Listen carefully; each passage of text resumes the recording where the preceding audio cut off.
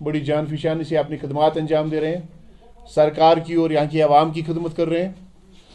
हमको लगभग तकरीबन यहाँ की एडमिनिस्ट्रेशन, यहाँ के सियासतदान, यहाँ की सरकार, यहाँ के सब भूल गए हैं। सिर्फ एक वाहिद ज़रिया है हमारा, वो यहाँ का प्रिंट इलेक्ट्रॉनिक मीडिया है, जिन्होंने हमेशा हमारी बात यहाँ के अरबाब इक़्तिदार तक, यहाँ के अवाम तक पहुँचाई है और हमारी वकालत की है। उसके लिए आपका तहे दिल से एक बार शुक्रिया अदा करना चाहता हूँ, अपनी तंजीम की तरफ से, अपने मुलाजमीन की तरफ से।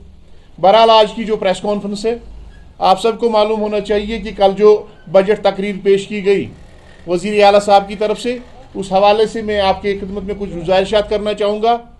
26 दिसंबर 2024 को हम वज़ीर आला साहब से उनकी रिहाइश गाह पे मिले थे, एम्प्लॉय जॉइंट एक्शन कमेटी की क़यादत में। तो हमने उनके सामने जो हमारे यहाँ पे बर्निंग इश्यूज़ है, डेली वेजर्स, कैजुअल लेबर्स की रेगुलराइजेशन का और मिनिमम वेज एक्ट का, implementation of minimum wage act, Ladakh में या बाकी दिल्ली की या बाकी यूटीज़ की अगर हम बात करेंगे, वहाँ पे मिनिमम वेज एक्ट इम्प्लीमेंट किया गया है, वहाँ पे रेगुलराइजेशन के हवाले से इक़दाम उठाए गए हैं। और इस सिलसिले में हम 26 दिसंबर 2024 को वज़ीर आला साहब से उनकी रिहाइश गाह पे मिले। हमने वजाहतन जो हालात ज़ार, जो सूरत हाल पैदा हो गई है डेली वेजर्स, कैजुअल लेबर्स की, उससे वज़ीर आला साहब को आगाही दिलाई। तो जवाबन वज़ीर आला साहब ने यह कहा कि स्टेटहुड मिलने तक आपने रेगुलराइजेशन का इंतजार करना पड़ेगा। फिर हमने implementation of minimum wage act के हवाले से बात की। हमने कहा कि 25 सितंबर 2024 को मरकजी सरकार ने मिनिमम वेज एक्ट के हवाले से ऑर्डर इशू किया है, जिसमें 783 रुपये से 1035 रुपया तक पर डे के हिसाब से कैजुअल लेबर की उजरत को मुकर्रर किया गया है। तो उन्होंने उस वक्त उसकी हामी भरते हुए ये कहा कि आपके साथ इंसाफ किया जाएगा, तनख्वाह में बढ़ोतरी की जाएगी। बहरहाल उसके बाद एमसी की तरफ से जो बरसर इक़्तिदार पार्टी है, उनके एमएलएज की तरफ से बयानात आगे, कोई तनख्वाह की बढ़ोतरी की बात कर रहा था, कोई रेगुलराइजेशन की बात कर रहा था, कोई ये कह रहा था कि इस सारे मामले का हल जो है वो बजट के दौरान हो जाएगा। इसके बाद वज़ीर आला साहब ने प्री बजट मीटिंग्स का इनेकाद शुरू किया। तमाम जो स्टेक होल्डर्स यहाँ पे हैं उनके साथ मीटिंग्स की गई, यहाँ के एमएलएज के साथ मीटिंग्स की गई और उनसे पूछा गया कि क्या मामला दरपेश है, कौन कौन से इशूज़ हैं जो आपके असेंबली सेगमेंट्स में है या कॉन्स्टिट्यूंसीज में है या यहाँ के ट्रांसपोर्टर्स, जितने भी यहाँ पे स्टेक होल्डर्स हैं, उनसे पूछा गया। सिर्फ एक तबके को नजरअंदाज किया गया, जो यहाँ की सरकार को चलाते हैं। हम एम्प्लॉयज की बात करते हैं, मैं खाली डेली वेजर्स, कैजुअल लेबर्स की बात नहीं कर रहा हूं, सारे एम्प्लॉयज की 4.5 लाख मुलाजमीन हैं और 61,000 से ज्यादा आरजी मुलाजमीन है। इस तबके को नजरअंदाज किया गया। प्री बजट मीटिंग में हमको नहीं बुलाया गया, तो हमने कोई गिला शिकवा नहीं किया। तो हमने ये सोच के इस चीज को छोड़ दिया कि हमारी जो नुमाइंदगी वो हमारे एमएलएज कर रहे हैं, यहाँ के जो सरकार है वो कर रही है, यहाँ का जो ऑनरेबल चीफ मिनिस्टर साहब है उमर अब्दुल्ला साहब, वो हमारी नुमाइंदगी कर रहे हैं, क्योंकि वो डेली वेजर्स, कैजुअल लेबर्स के इशू से बाखबर है। वो उनको इल्मियत है कि यहाँ का डेली वेजर, कैजुअल लेबर्स किन हालात से गुजर रहा है, कसम पुरसी की हालत में जिंदगी बसर कर रहा है, दर दर की ठोकरें खाई है। उन्होंने बड़ी बड़ी तकरीरें इस हवाले से की, तो हम मुतमईन थे कि वो हमारे हालात से वाकिफ है। शायद आज की बजट में इस हवाले से कुछ ना कुछ हो जाएगा। बहरहाल उसके बाद जब बजट स्पीच कल पेश की गई, वजीर आला साहब ने 1 घंटा से ज्यादा तकरीर की। तो इस 1 घंटे में जिन लोगों ने अपना सब कुछ कुर्बान कर दिया है यहाँ की सरकार के लिए, यहाँ के अवाम की खिदमत करते करते, चाहे कोविड था, नामसाइद हालात थे, हमने जबरदस्त हालात का सामना किया है। जब यहाँ के ब्यूरोक्रेट्स, यहाँ के सियासतदान नामसाइद हालात के दौरान बीरून रियासतों में कयाम पजीर थे, तो हम वो लोग हैं, यहाँ का डेली वेजर, यहाँ का कैजुअल लेबर, यहाँ का मुलाजिम वो है जिसने यहाँ की अवाम की खिदमत की। हमने अपने अवाम को नहीं छोड़ा, हमने उनकी खिदमत करते रहे। लेकिन जब बजट स्पीच की बात आई, इस बजट स्पीच में डेली वेजर, कैजुअल लेबर को देने के लिए सरकार के पास फूटी कोड़ी भी नहीं थी। हम इसकी पुरजोर अल्फाज में मजम्मत करते हैं और डेली वेजर्स, कैजुअल लेबर्स मायूस हो चुके हैं इस बजट से। और दूसरी बात, इस बजट में क्या रखा गया है? इस बजट में हॉस्पिटल्स के लिए पैसा रखा गया है, वेलकम करते हैं हम उस चीज का। लेकिन जो हॉस्पिटल्स में आपके लोग काम कर रहे हैं, जो आपका कूड़ा जो कचरा साफ करते हैं, वहां के आरजी मुलाजमीन, कंट्रैक्चुअल्स, कंसोलिडेटर्स, जो जिनको आप 600 से 500 500, 800, 2000 रुपये तनख्वाह दे रहे हैं, जो आपके एम्बुलेंस को दिन रात चलाते हैं अपनी जान की कीमत पे, उसका इसमें कोई ख्याल नहीं रखा गया है। JGM जो जल जीवन मिशन के तहत जो पैसा वागुजार किया गया है, जो स्कीमें बनाई गई है, उसका इसमें जिक्र है इस बजट में, लेकिन जो इन स्कीमों को चलाएगा उनके हवाले से एक शब्द भी नहीं कहा गया है। जो नई स्कीमें बनाई गई है, ऑलरेडी तो शॉर्टफॉल है PH डिपार्टमेंट में। जल जीवन मिशन जो सेंटर स्पॉन्सर्ड स्कीम है, हर घर को जल के जरिए से नल के जरिए से जल पहुंचाया जाएगा, इस हवाले से करोड़ों रुपए वागुजार किए गए और मुख्तस भी रखे गए हैं, लेकिन इस स्कीम को चलाने वालों के हवाले से फूटी कोड़ी भी नहीं है। टूरिज्म के हवाले से बड़े पैमाने पर टूरिज्म को फरोग देने के लिए इन्होंने बातें की, लेकिन टूरिज्म का कैजुअल लेबर 2014 से बढ़ रहा है, उसको आप फूटी कोड़ी नहीं दे रहे हो, उसका कोर्ट ऑर्डर इंप्लीमेंट नहीं कर रहे हो। स्कूल के हवाले से इन्होंने पैसा रखा कि अपग्रेडेशन हो जाएगी, स्कूलों को, प्राइमरी स्कूलों को, मिडिल स्कूल को, हाई स्कूल को अपग्रेड किया जाएगा, लेकिन वहां का CPW वर्कर मर रहा है, तड़प रहा है, दवाई के लिए पैसा उसके पास नहीं है, खाने पीने के लिए उसके पास पैसा नहीं है, बुजुर्ग वालिदैन के इलाज के लिए उसके पास पैसे नहीं है, उसका कोई ख्याल नहीं है इस बजट में। एग्रीकल्चर के हवाले से बात की गई है, लेकिन एग्रीकल्चर में काम करने वाले जो इस डिपार्टमेंट को चला रहे हैं, सेरिकल्चर का कैजुअल लेबर, एग्रीकल्चर, फॉरेस्ट का, कैंपा का कैजुअल लेबर, एग्रोस्ट्रोलॉजी का कैजुअल लेबर, उसके हवाले से कुछ नहीं कहा गया है। तो इस बजट में क्या है? इस बजट में डेली वेजर्स, कैजुअल लेबर्स के हवाले से एक जुमला पेश किया गया है। वो जुमला क्या है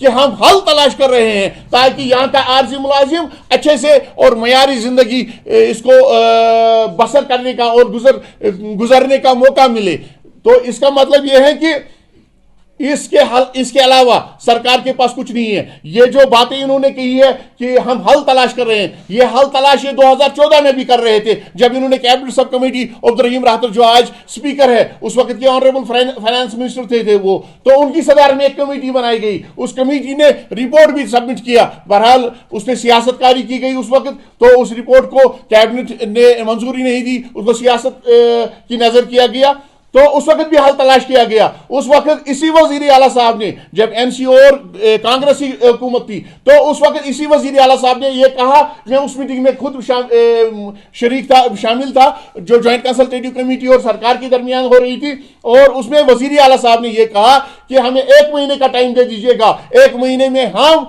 ये सारे जो डेली वेजर्स, कैजुअल लेबर से एक रोड मैप तैयार करेंगे, इनको रेगुलराइज करेंगे। 10 साल गुजर गए, लेकिन 10 साल गुजरने के बाद अभी आपके पास हल नहीं है, अभी भी आप ये कह रहे हैं कि हम हल तलाश कर रहे हैं। और दूसरी बात, जो आपने इलेक्शन मैनिफेस्टो कमेटी को बनाया था, जिस कमेटी का चेयरमैन हमारा फाइनेंशियल एक्सपर्ट है अब्दुर्रहीम राहतर साहब, जो कई बार फाइनेंस मिनिस्टर भी रह चुके हैं, जब उन्होंने इसको इलेक्शन मैनिफेस्टो में लाया, मेरा सवाल होगा उनसे, जब उन्होंने इलेक्शन मैनिफेस्टो में लाया तो उन्होंने लीगल और फाइनेंशियल इंप्लीकेशन जो भी इसमें चीजें थी, उन तमाम पहलुओं पर नजर डालते हुए ही उन्होंने इसको इलेक्शन मैनिफेस्टो में लाया। अगर उन्होंने ऐसे ही इसको लाया था इलेक्शन मैनिफेस्टो में, तो फिर ये सरासर हमारे साथ नाइंसाफी है, धोखा है। उन्होंने धोखे की बुनियाद पे हमसे वोट ले लिया है। हमने ये जो वोट हमारे आरजी मुलाजमीन ने 60,000, जो 61,000 हमारे आरजी मुलाजमीन है, जो यहाँ के रेगुलर मुलाजमीन है, उन सब का एक ही मुतालबा था, जो बर्निंग इशू है यहाँ का डेली वेजर, कैजुअल लेबर का, क्योंकि मुलाजिम के पास इस वक्त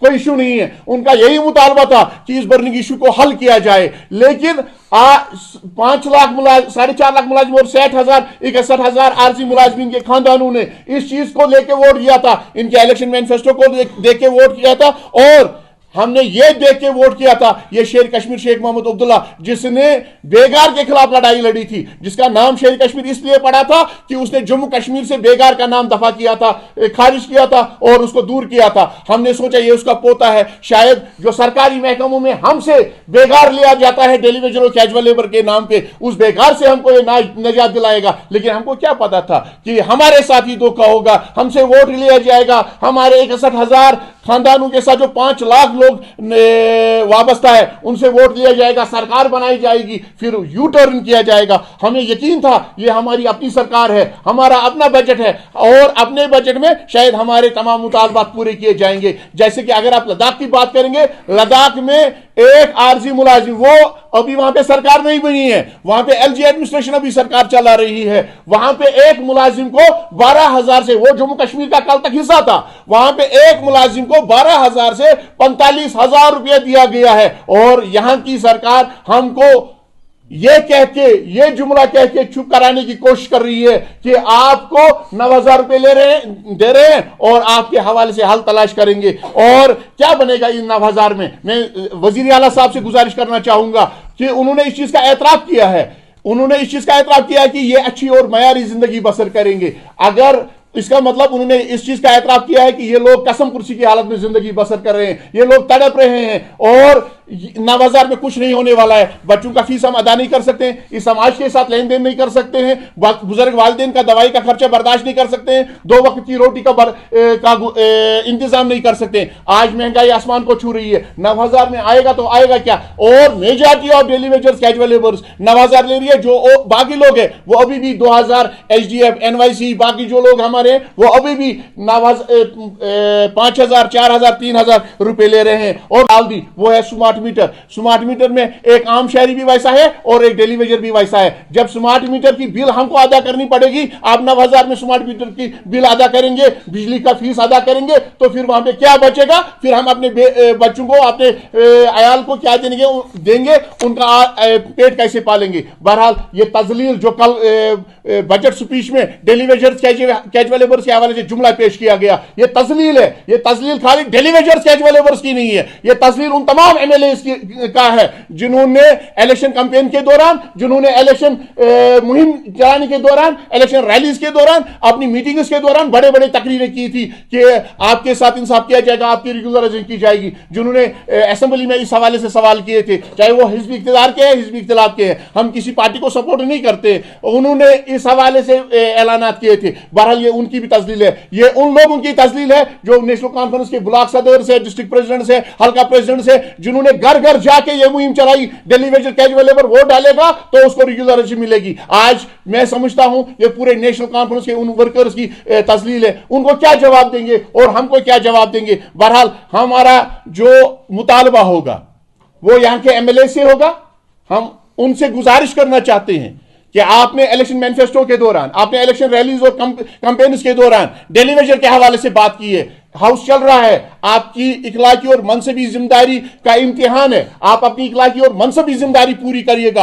आप सरकार से पूछिएगा कि डेली वेजर कैजुअल लेबर को आपने किसके रहम करम पे छोड़ा है। डेली वेजर कैजुअल लेबर जिसे 25 साल 20 साल दे दिए हैं, उसको आप 60 साल के बाद आज कहते हो आप घर जाओ। कौन से किस कानून के तहत आप हमको घर भेज रहे हो? आज खाली हाथ दर दर की ठोकरें खा रहा है डेली वेजर, किस कानून के तहत आप उसको कह रहे हो घर जाओ घर जाओ? हमारा उनसे गुजारिश होगी कि सरकार से जवाब लिया जाए, उमर साहब से जवाब लिया जाए कि जो वादे आपने किए थे इलेक्शन मैनिफेस्टो में, उस इलेक्शन मैनिफेस्टो के वादे को पूरा किया जाए। क्यों उसको इस बजट के दौरान पूरा करने की कोशिश नहीं की जा रही है? और इस सारी नाइंसाफी के खिलाफ, इस जुल्म के खिलाफ, इस जाति के खिलाफ और अपने मुतालबात के हक में और यहां की सरकार को वो वादा और वो इलेक्शन मैनिफेस्टो याद दिलाने के लिए हमारी जो Jammu Kashmir casual daily wagers forum में हमने फैसला कर लिया है 10 मार्च 2025 सोमवार को चीफ मिनिस्टर्स रेजिडेंस का घेराव होगा। और यह घेराव नहीं होगा, उस दिन मुलाजमीन का सैलाब होगा जो उनकी कोच की तरफ, उनकी रेजिडेंस की तरफ कोच करेगा और उनको अपना वादा याद दिलाएगा। साथ में ही मैं अपने तमाम जो हमारे मुलाजमीन हैं उनसे गुजारिश करना चाहूंगा, घर बैठ के आपको कोई प्लेट में हल पेश नहीं करेगा, कोई आपके सामने आपकी रेगुलराइजेशन और मिनिमम वेज एक्ट नहीं लाएगा। इसके लिए आप मेहरबानी करके 10 मार्च 2025 को घर से बाहर निकलिएगा इस जुल्म और बर्बरियत के खिलाफ, इस ज्यादती और नाइंसाफी के खिलाफ और अपने मुतालबात के हक में एहतजाज बुलंद करेगा, आवाज बुलंद करेगा। शुक्रिया। अस्सलाम वालेकुम।